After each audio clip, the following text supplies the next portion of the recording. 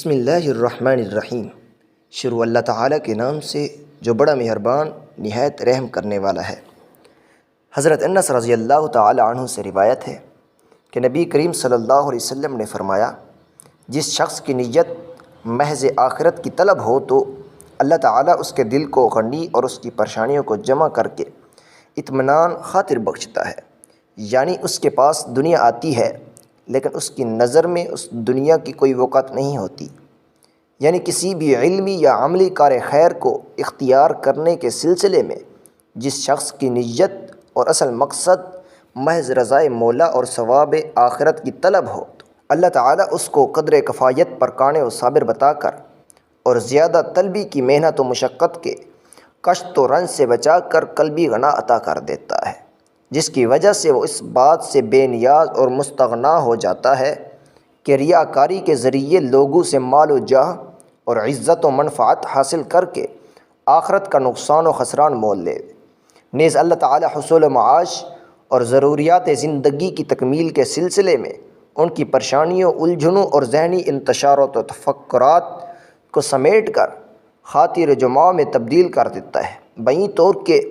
اس کو ایسی جگہوں اور ایسے ذرائع سے اسباب معیشیت مہیا فرما دیتا ہے جن کے بارے میں اس کو معلوم بھی نہیں ہوتا، اور اس کے معاملات کو اس طرح استوار فرما دیتا ہے کہ اس کا وہم و گمان بھی اس کو نہیں ہوتا۔ اور پھر ان تمام چیزوں کو مجموعی اثریہ یہ ہوتا ہے کہ اس شخص کی نظر میں دنیا اور دنیا بھر کی نعمتیں اور لذتیں کوئی اہمیت نہیں رکھتی۔ وہ دنیا سے دامن بچاتا ہے اور دنیا اس کے قدموں میں کھینچی چلی آتی ہے۔ اس کی ضروریات زندگی اور معیشت کے وہ اسباب جو اس کے لیے مقدر ہیں بغیر کسی محنت و مشقت کے، بغیر کسی سعی و کوشش کے اور بغیر کسی ذلت و خواری کے اس کو حاصل ہوتے رہتے ہیں۔ اور جس شخص کی نیت اور اصل مقصد دنیا کی طلب ہو، یعنی جس شخص پر دنیا اس حد تک سوار ہو جائے کہ وہ اعمال خیر کو بھی محض دنیا کے حصول کا واسطہ بنانا شروع کر دے، تو اللہ تعالیٰ اس کو فکر و احتیاج کو اس کی آنکھوں کے سامنے پیش کر دیتا ہے۔ یعنی اللہ تعالیٰ اس کو لوگوں کے سامنے ہاتھ پھیلانے کی ذلت و خواری میں مبتلا کر دیتا ہے، اور وہ اپنے فقر و افلاس، محتاجگی کو نظر آنے والی چیز کی طرح اپنی آنکھوں کے سامنے دیکھتا ہے، اور اس کو ہر معاملے میں پراگندہ خاطر و ذہن انتشار و تفکرات کا شکار بنا دیتا ہے۔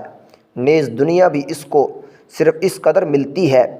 جتنا کہ اللہ نے اس کے لیے مقدر کر دیا ہے۔ تشریح: مطلب یہ ہے کہ اعمال کے نتائج و آثار ہونے کی مدار نیت پر ہے۔ جس شخص کے پیش نظر صرف آخرت کا مفاد ہوتا ہے اور جو اپنے اعمال کی نتائج مخلص و صادق ہوتا ہے، وہ آخرت کی سعادتوں اور نعمتوں کا مستحق تو ہو ہی جاتا ہے۔ اس کے برخلاف جو شخص محض دنیا کی طلب و چاہ رکھتا ہے اور اپنے اعمال کو وسیلہ آخرت بنا کے بجائے دنیا و مال، زور اور دنیاوی نعمتوں کا وسیلہ